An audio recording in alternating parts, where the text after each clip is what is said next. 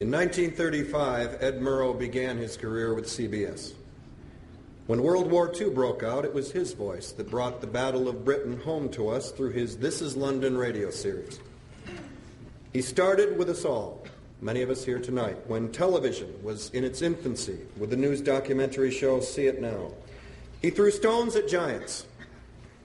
Segregation, exploitation of migrant workers, apartheid, J. Edgar Hoover, not the least of which his historical fight with Senator McCarthy.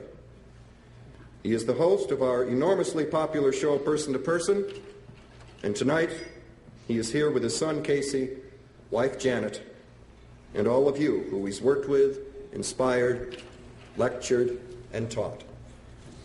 Ladies and gentlemen, the Radio Television News Directors Association and Foundation welcomes Mr. Edward R. Murrow.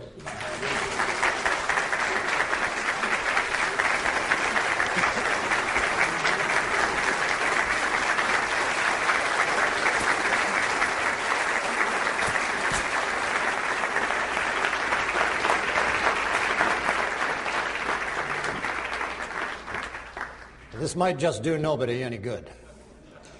At the end of this discourse, a few people may accuse this reporter of fouling his own comfortable nest, and your organization may be accused of having given hospitality to heretical and even dangerous ideas.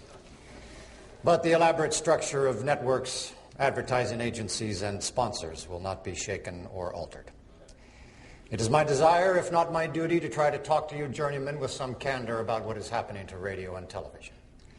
And if what I say is responsible, I alone am responsible for the saying of it. Our history will be what we make of it. And if there are any historians about 50 or 100 years from now, and there should be preserved the kinescopes of 1 week of all three networks, they will there find, recorded in black and white and in color, evidence of decadence, escapism, and insulation from the realities of the world in which we live. We are currently wealthy, fat, comfortable, and complacent. We have a built-in allergy to unpleasant or disturbing information. Our mass media reflect this. But unless we get up off our fat surpluses and recognize that television, in the main, is being used to distract, delude, amuse, and insulate us, then television and those who finance it, those who look at it, and those who work at it may see a totally different picture too late. I began by saying that our history will be what we make it. If we go on as we are, then history will take its revenge and retribution will not limp in catching up with us. Just once in a while, let us exalt the importance of ideas and information. Let us dream to the extent of saying that on a given Sunday night, the time normally occupied by Ed Sullivan is given over to a clinical survey on the state of American education. And a week or two later, the time normally used by Steve Allen is devoted to a thoroughgoing study of American policy in the Middle East. Would the corporate image of their respective sponsors be damaged? Would the shareholders rise up in their wrath and complain?